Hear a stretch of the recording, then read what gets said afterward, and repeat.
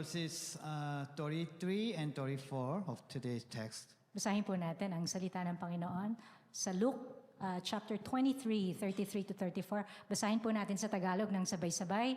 33. Nang dumating sila sa isang bundok na tinatawag na bungo, ipinako nila si Jesus sa krus, ipinako rin ang dalawang kriminal, isa sa kanyang kanan at isa sa kaliwa. Sinabi ni Jesus, Ama, patawarin mo sila sapagkat hindi nila nalalaman ang kanilang ginagawa. Amen. Amen. Amen. Amen. Okay, we previously shared the sermon about faith. Nung nakaraan po, pinag-usapan natin ay tungkol sa pananampalataya.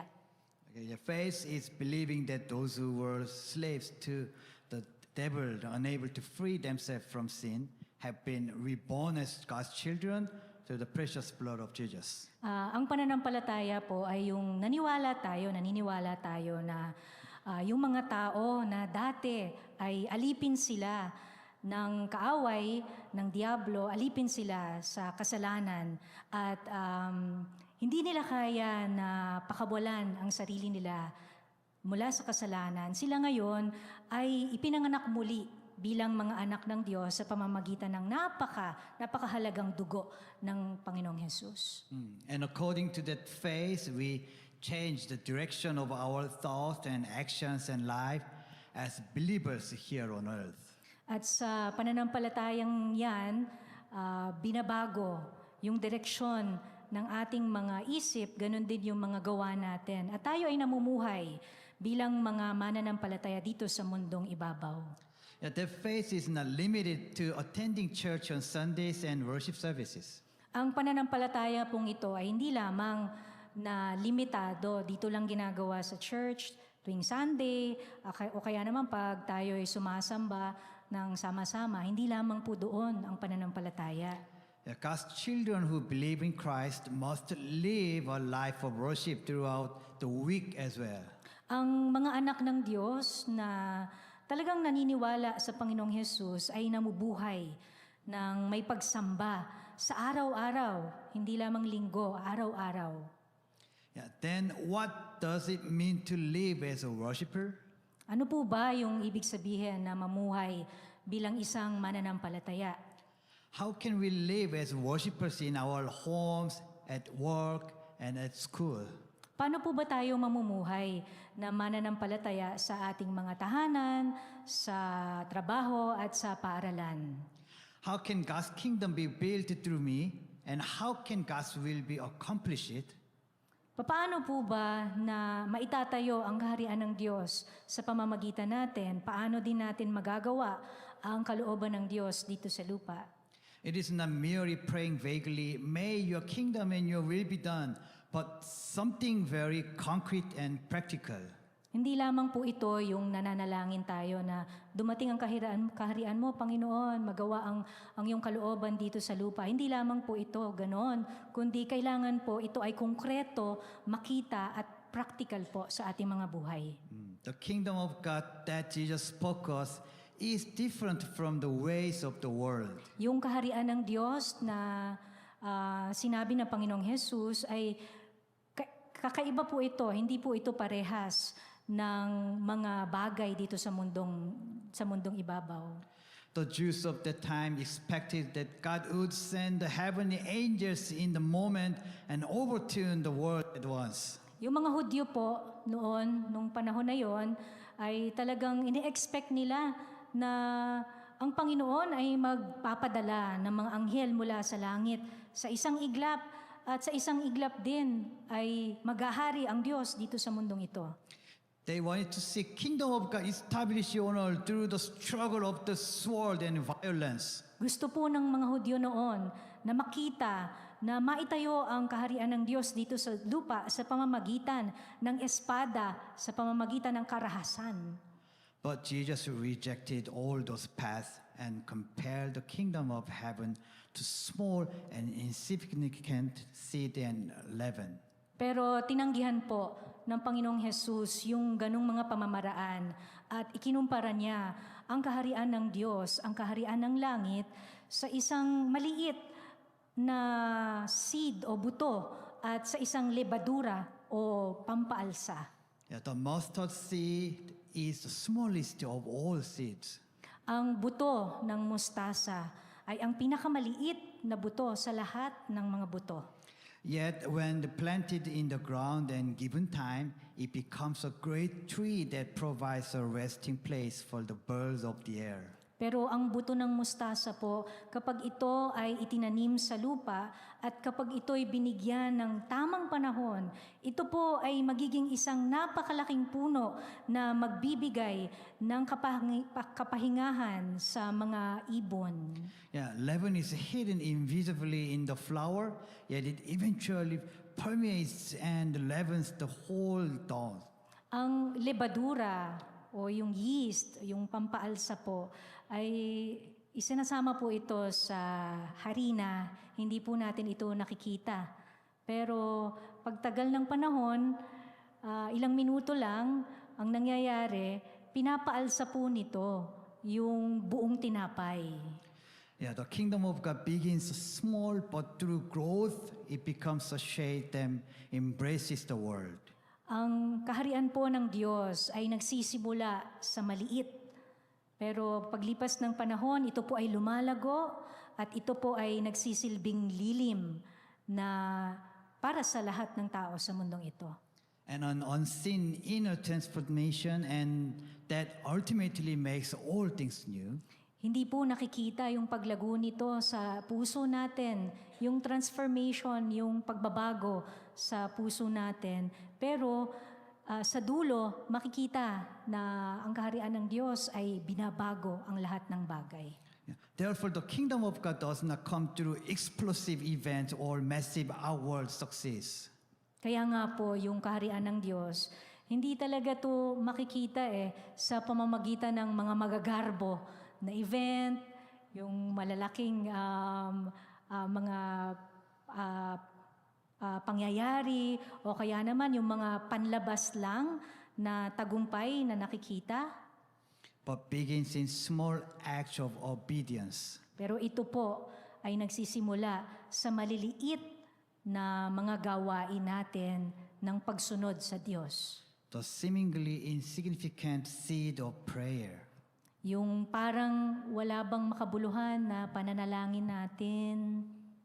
The small resolutions we make before the world. Yung mga desisyon na ginagawa ng puso natin na pagsunod para sa Diyos. The small love we extend to someone.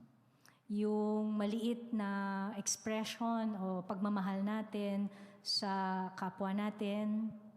These grow in the Holy Spirit and become the shade of God's kingdom. Mga maliliit na bagay na po ito ay pinalalago po yan ng banal na espiritu. At ito pong mga bagay na to ay nagiging lilim sa mga tao sa kaharian ng Diyos. The core of the prayer Jesus taught is this. Narito po yung kaibuturan ng panalangin na itinuro ng Panginoong Hesus. That your kingdom come, your will be done on earth as it is in heaven. Dumating nawa ang iyong kaharian, masunod nawa ang iyong kalooban dito sa lupa tulad ng sa langit.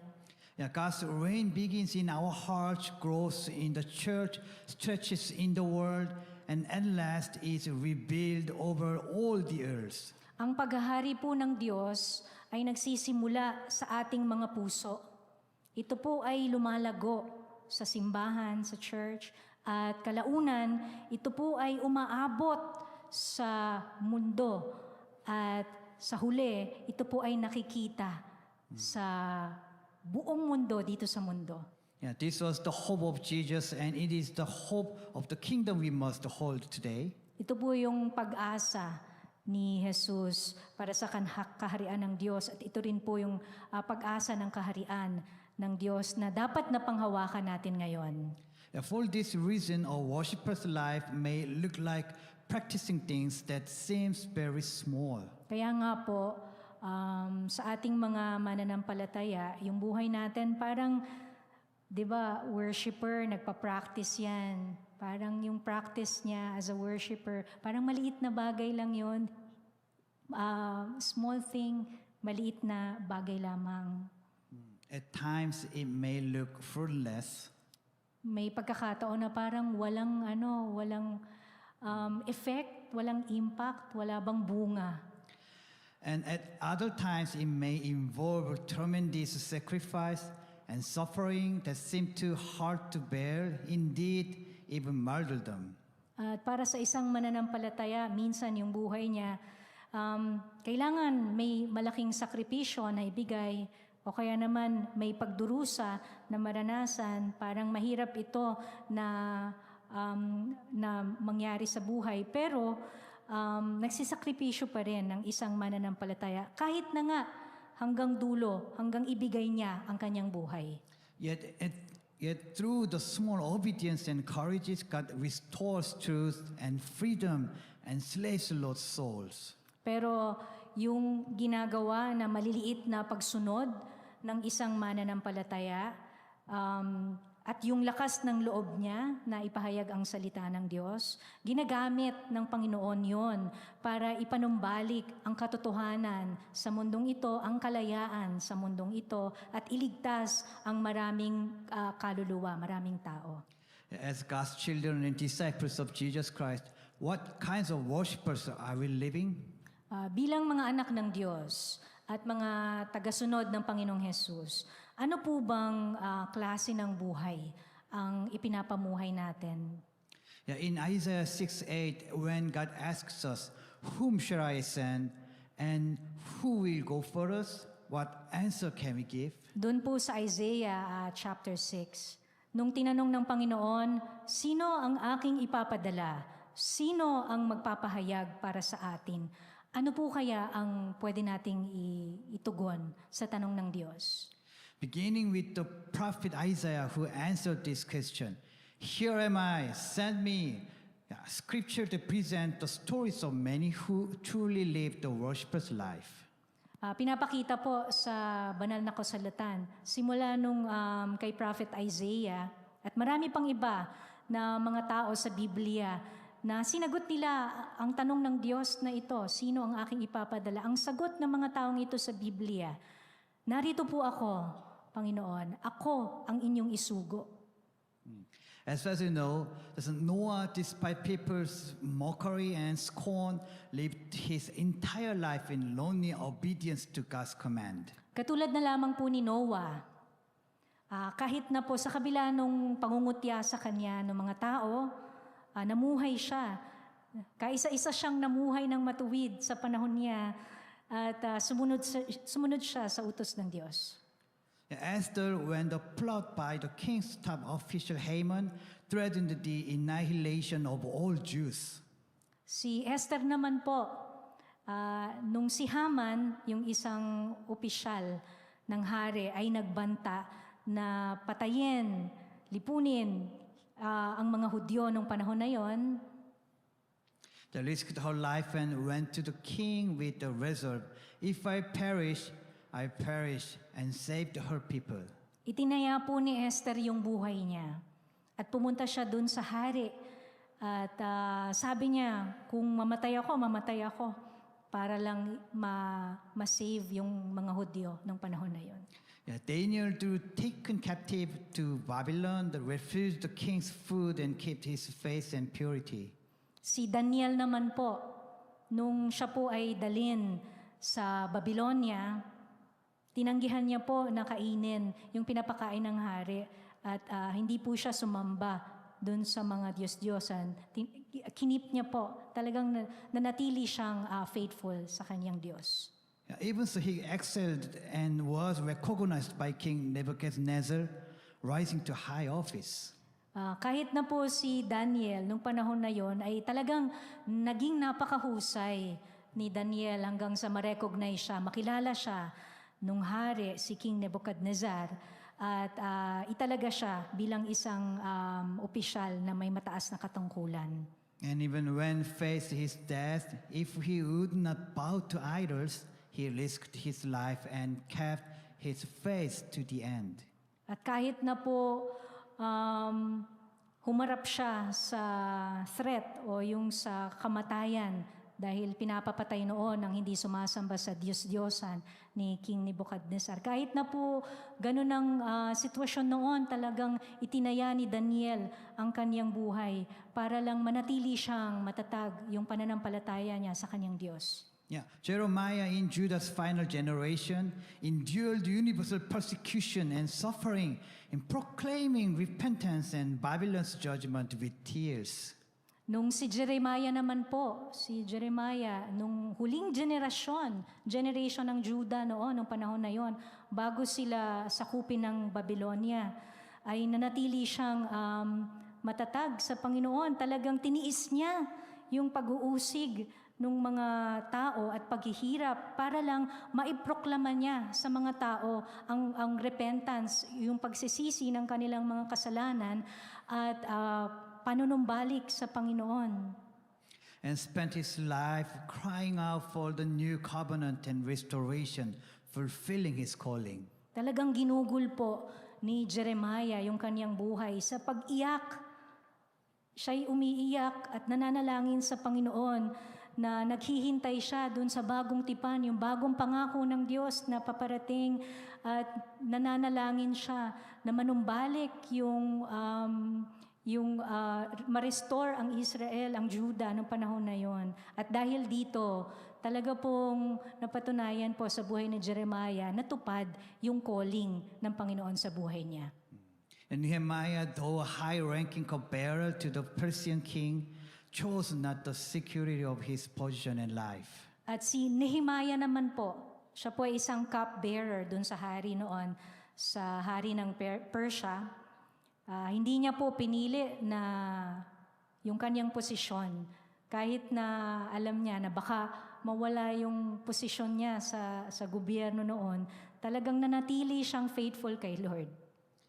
But devoted himself to rebuilding Jerusalem's wall left in ruins for 70 years, and together with Ezra to restoring the people's faith. Si Nehemiah po talagang ginugol niya yung kanyang buhay para lamang po maitayo muli yung nasirang mga pader sa Jerusalem.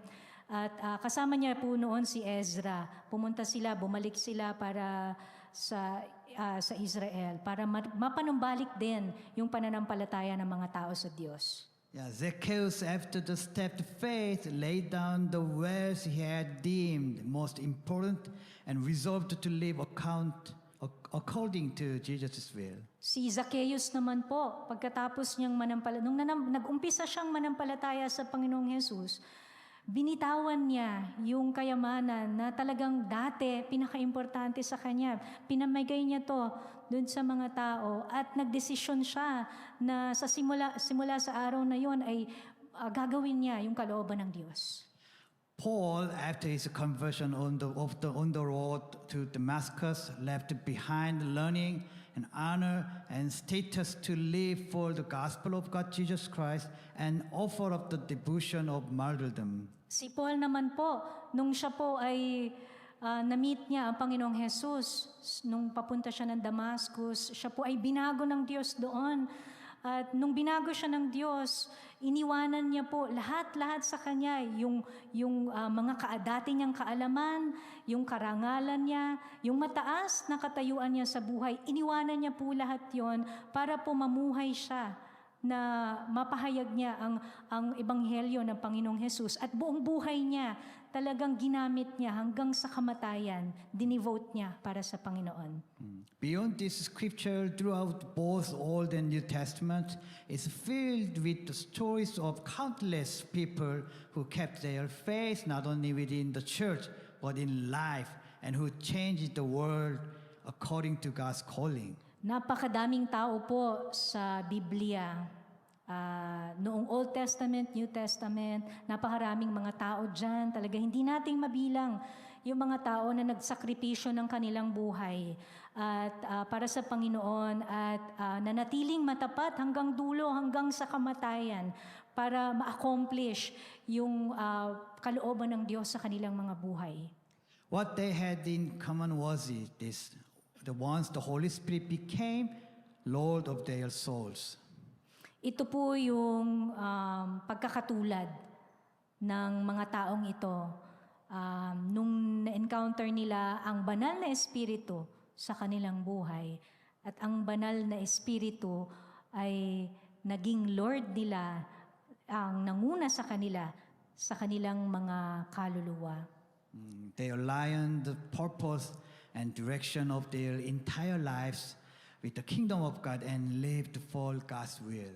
Inayos po nila yung kanilang mga layunin, hindi na ngayon layunin nila, kundi layunin na ng Panginoon. Inayos nila, inalign nila ang direksyon ng buhay nila para yung buhay nila ay para lamang sa pagpapalago ng kaharian ng Diyos dito sa lupa at matupad ang kalooban ng Diyos. And they were consistently unhesitating in boldly proclaiming the truth. At ang mga taong pong ito ay patuloy sila at walang pag-aalinlangan ang mga taong ito at matapang na ipinahayag nila ang katotohanan. What enabled them to boldly proclaim the truth, even in the situations that required risking their very lives? Ano po kaya ang naging dahilan kung bakit nagkaroon sila ng katapangan na ipahayag ang katotohanan kahit na nanganganib yung kanilang mga buhay? This question is not only for you, it is also one I ask myself personally. Ang tanong pong ito ay hindi lang para sa inyo, kundi para kay Pastor SJ, sa atin, na tinatanong natin sa sarili natin. What empowered them to stake their whole lives and make such bold decisions of faith? Ano po ba nang bigay ng kapangyarihan sa kanila para itaya nila yung kanilang buong buhay at makapagdesisyon sila ng ganito? For them, living by faith was not about obeying out of fear of punishment. Para po sa kanila, yung pamumuhay ng may pananampalataya ay hindi po ito yung pagsunod natin sa Panginoon dahil natatakot tayong maparusahan ng Diyos. It was about trusting in God. Ito po ay patungkol sa pagtitiwala sa Panginoon. Preaching the gospel was not a reluctant act of forced obedience. Yung pangangaral po ng salita ng Diyos, ng Ebanghelyo, hindi po ito isang bagay na napipilitan o sapilitang pagsunod sa Diyos. But rather a joyful response to the command. Ito po ay masayang pagsunod dun sa utos ng Panginoon. For them, preaching the gospel came from a sincere and urgent love that longed to rescue souls heading toward death.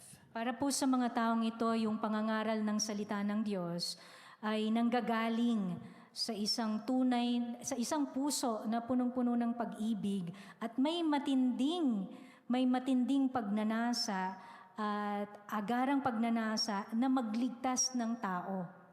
Those who live such lives of faith are not confined to the pages of Scripture. Yung mga tao po na ganito mamuhay, yung pananampalataya nila ay ganito, ay hindi lamang po nagbabasa, hindi lang yung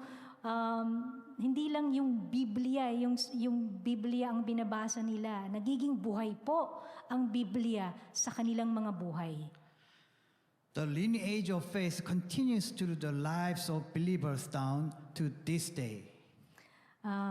Narinig natin yung kwento kanina sa Old Testament. Hanggang ngayon po, nangyayari pa rin po yan. Meron pa rin mga tao sa panahon natin na nagpapakita ng ganitong klaseng pananampalataya.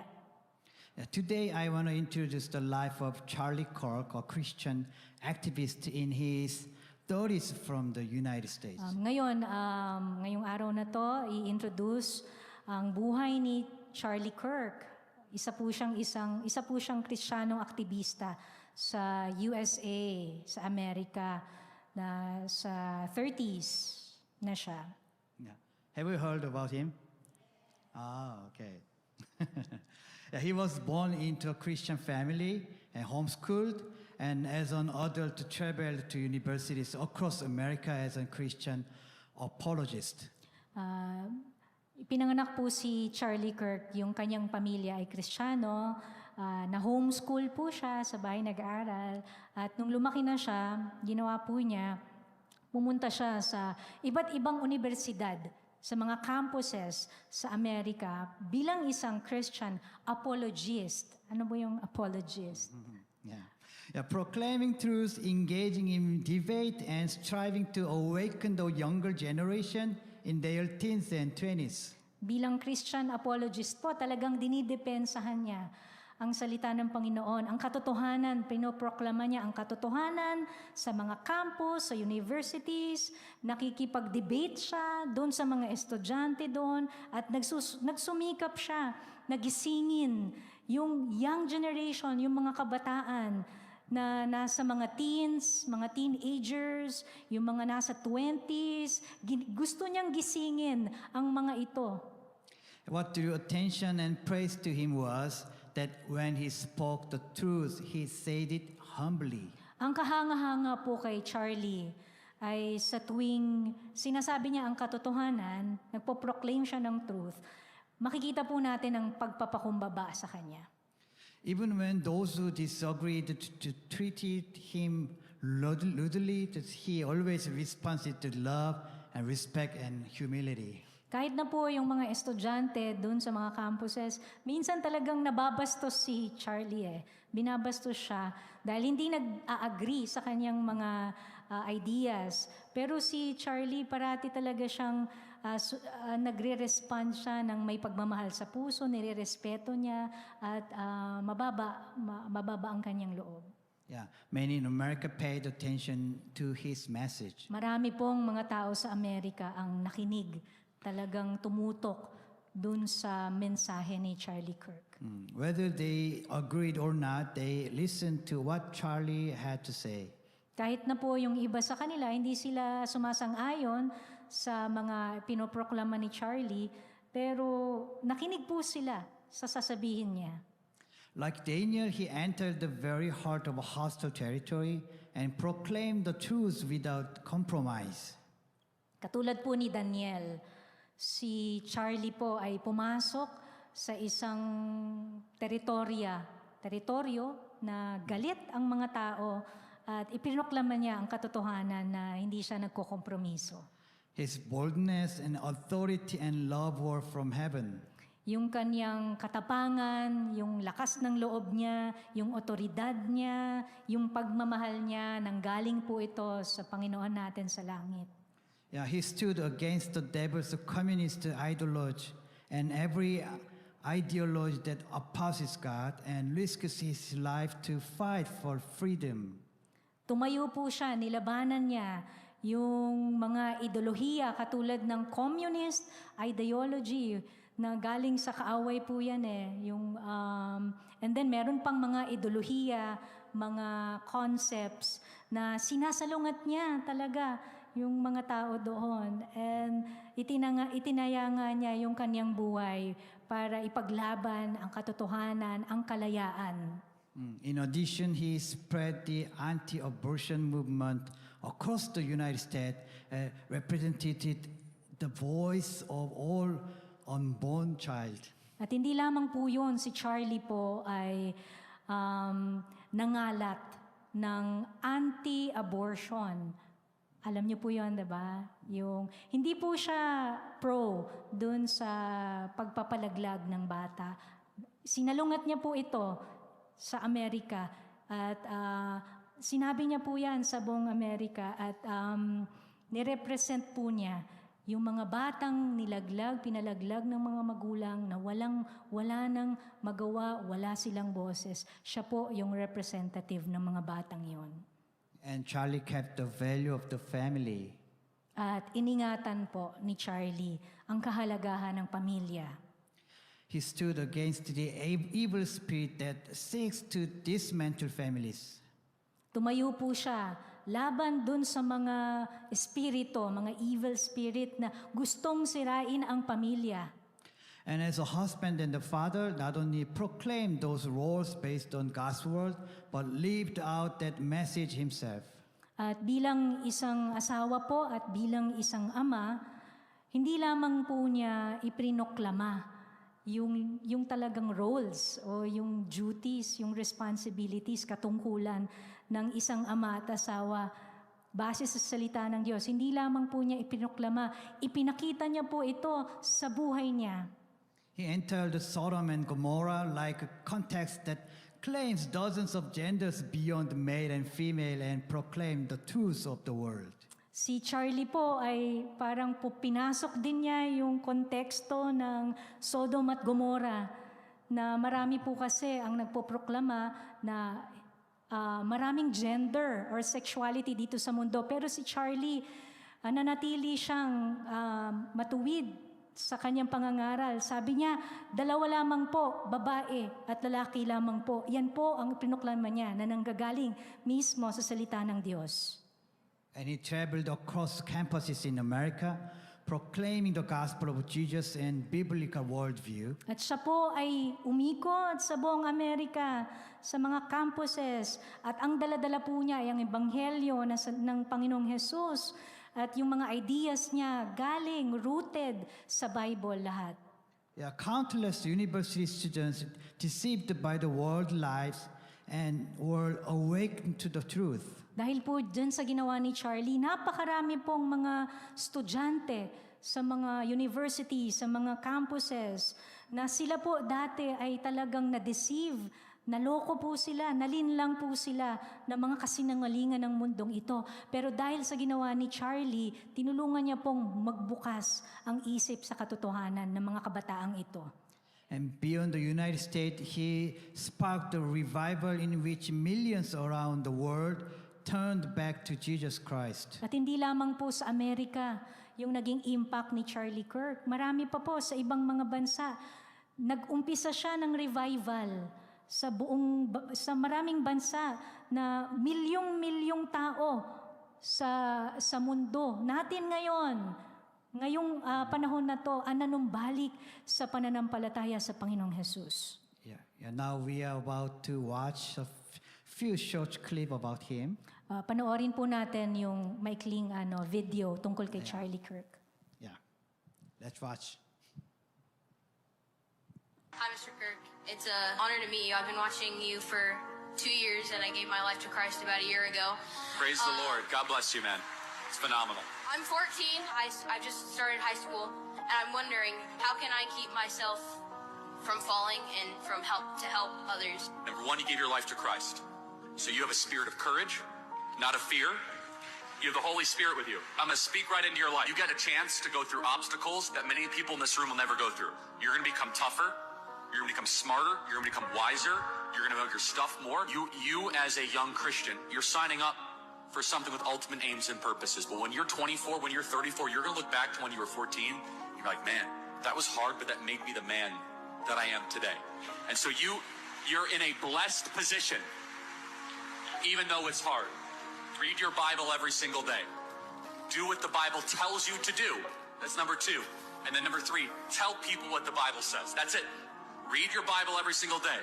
Do what the Bible tells you to do, and then tell other people what the Bible says. You do those 3 things, you're going to be just fine. I have 30 seconds left to live. What would you actually want to tell me if I have 30 seconds left to live? Boy, you got 30 seconds. In 30 seconds, you're about to meet eternal judgment. And there's only one way that you can get bailed out of that. And it's not all the good things you did or the moral scorecard. It's whether or not you have Jesus Christ as your Lord and Savior. And that's the only thing that's going to matter. And so you got 10 seconds left, and you ask the question, who is Jesus Christ? And the answer to that singular question, who is Jesus Christ, is the most important question for everyone in the audience. Not how much money you have, not how much good stuff you do. It is, who is Jesus Christ? You might say, oh, Jesus was, a teller of good tales, or Jesus was a good person, or Jesus was a historical figure. None of that's going to cut it. It's whether or not you repent and you ask Christ to come in as your Lord and Savior. That's the only thing that will save you from eternal damnation. Kids, Muslim lives matter, Charlie? Of course they do. Do they matter? Yes, every So life. why do you support sending $3 billion in aid to Israel to fund this? Well, I actually support more than that, but Well, I mean, yes, exactly. You support this whole project. It is a part of the Christian Zionist project because you believe in No. Christian supremacy. I really don't. Actually, I want all people to come to Christ. You want all people to come to Christ. Yes. Even my Jewish family members. You want us to come to Christ. Yes, I hope you accept want my Yeshua Jewish as the family Lord and members Savior, because to Christ come is to King. Christ. And if you give your life to Christ, you'll be transformed from within. What if we don't come to Christ? What are the consequences? What do you want to happen to the Jews? Solve the Jewish question, Charlie. I love Jews so What's much I the support Jewish Israel. question? Which side am I You want us on? all to come to Israel? Sorry. Watch what happens when Charlie Kirk speaks the name of Jesus to this Satanist. Looks like we have a Satanist to begin. Yes.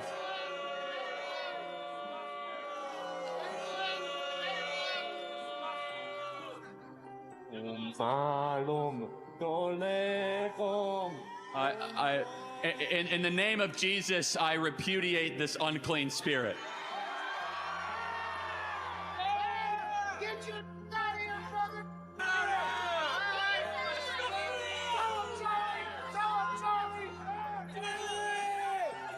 Was that your question?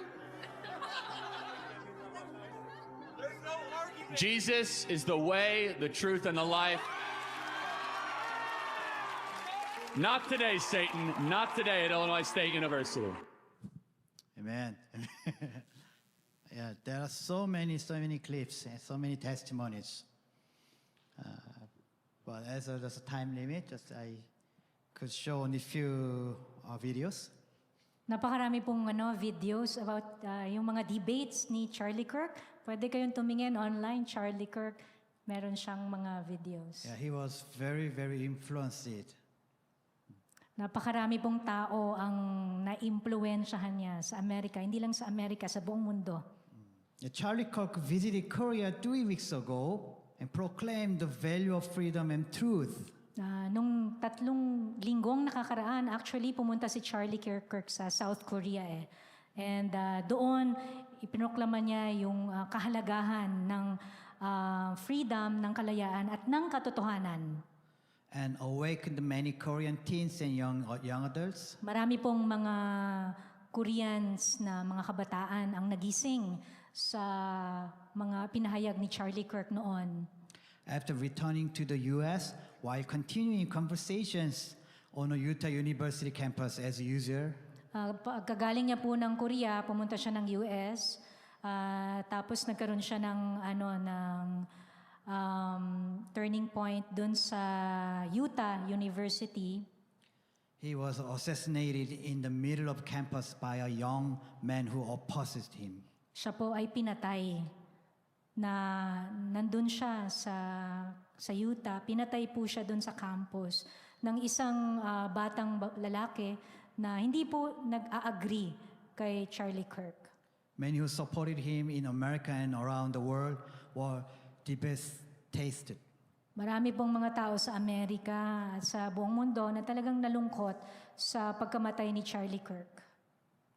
The nation was covered with grief and sorrow over a man taken at such a young age. Talaga pong ang buong Amerika ay nalungkot at dahil nga napakabata pa ni Charlie Kirk nang siya po ay paslangin, i-assassinate.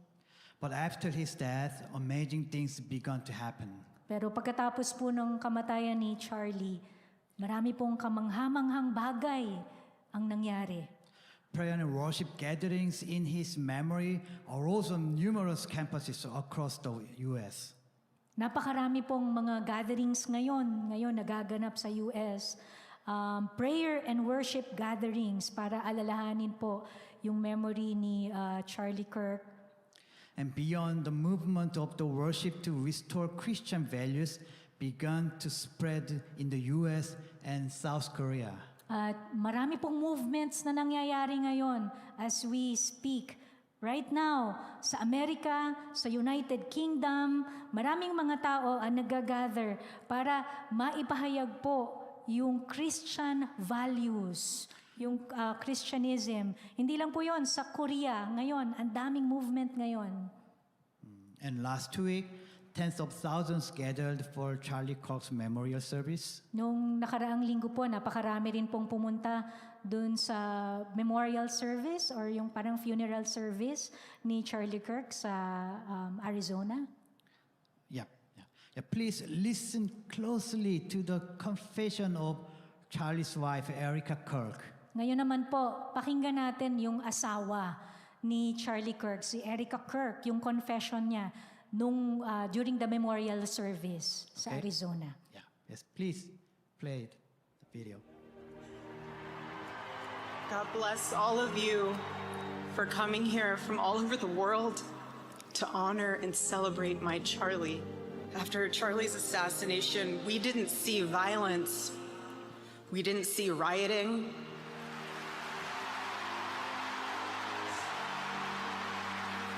We didn't see revolution.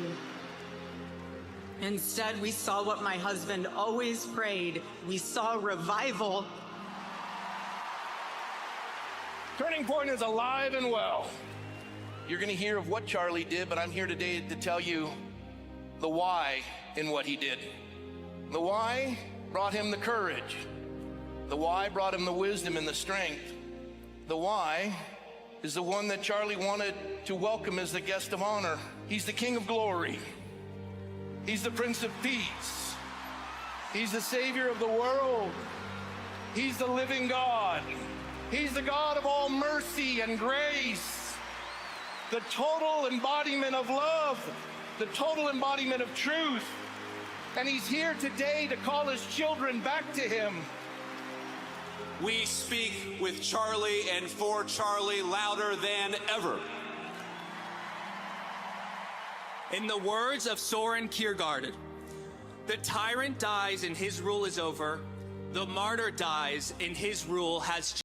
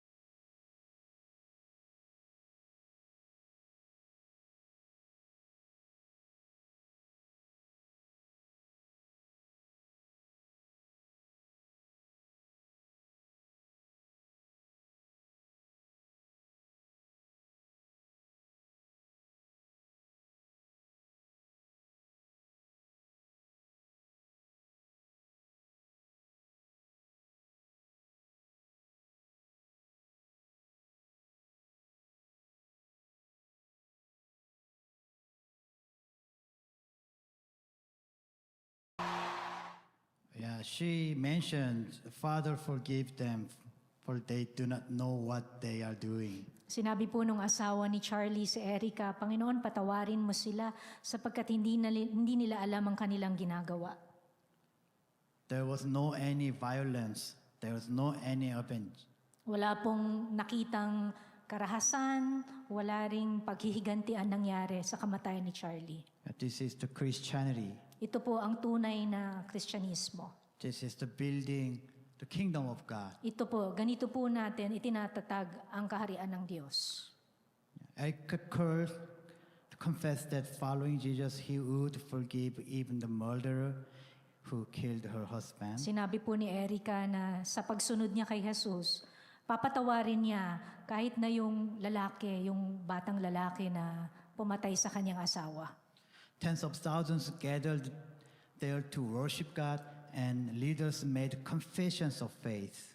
Napakarami po, libo-libong tao ang pumunta po para sambahin ng Diyos doon sa memorial service ni Charlie. At napakaraming leaders, government leaders din po ang pumunta doon at nag-proclaim din sila ng kanilang pananampalataya sa Panginoong Jesus. Yeah, when I was watching this video, a scripture came to mind. Nung pinapanood ni Pastor SJ yung video na to, meron siyang naalala na scripture, na Bible verse. Matthew 10:32. Whoever acknowledges me before man, I will also acknowledge him before my Father in heaven. Ang sino mang kumilala sa akin sa harapan ng mga tao ay kikilalanin ko rin sa harapan ng aking Ama na nasa langit.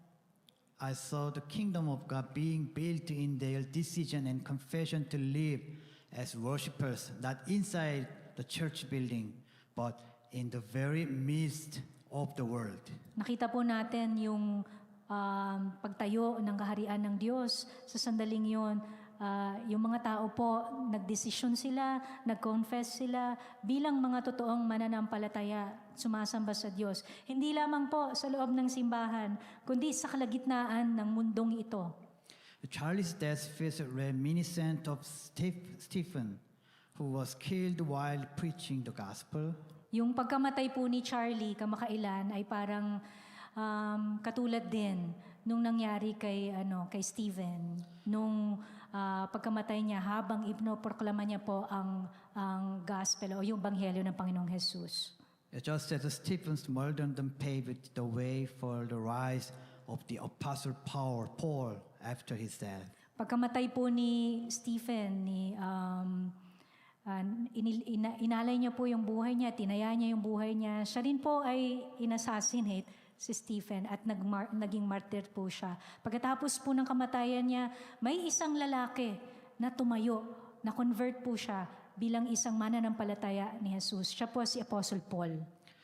Countless young people around the world are shouting out, "We are Charlie Kirk." Napakaraming mga tao po ngayon, mga kabataan, sa buong mundo ngayon, sa sandaling ito, sumisigaw sila. Ang sinasabi nila, "We are Charlie Kirk." Kami, si Charlie Kirk. Seeing this, I am first led to examine myself. Nung nakita po ito ni Pastor, talagang in-examine niya yung kanyang sarili. How am I living as a worshiper? Paano ba ako nabubuhay bilang isang mananampalataya? What is the calling God has given me as a worshiper? Ano ba yung pagtawag sa akin? Ano ba yung calling ni Lord sa akin bilang isang mananampalataya? Am I faithfully fulfilling that calling now? Matapat ko bang ginagawa yung calling ni Lord sa buhay ko ngayon? Okay, could you stand up please? Pwede po pa pray to tayong God? tumayo. When God asks me, whom shall I send and who will go for us? Kung tayo po ay tatanungin ng Panginoon ngayon, sino ang aking ipapadala? Sino ang magpapahayag para sa atin? Grant that I may answer, "Here am I, send me." Sana po ay ganito yung masagot natin. Panginoon, narito po ako. Ako po ang inyong isugo. Keep me from being ashamed of the gospel, and may my life boldly reveal the truth in the world. Tulungan mo kami, Panginoon, na huwag kaming mahiya, na ipahayag ang gospel, ang katotohanan, at maging malakas ang loob namin na ihayag ang katotohanan sa buong mundo. Empower me to live out God's word, starting from small things. Tulungan mo kami, Panginoon, na mabuhay kami ayon sa salita mo, simula sa maliliit na bagay na pagsunod sa iyo. Build your kingdom and accomplish your will through me. Itatag mo ang iyong kaharian at ang iyong kalooban ay maganap sa buhay ko, sa pamamagitan ko. I want this becomes our confession of faith. Ito po yung maging confession natin ngayong hapon na ito.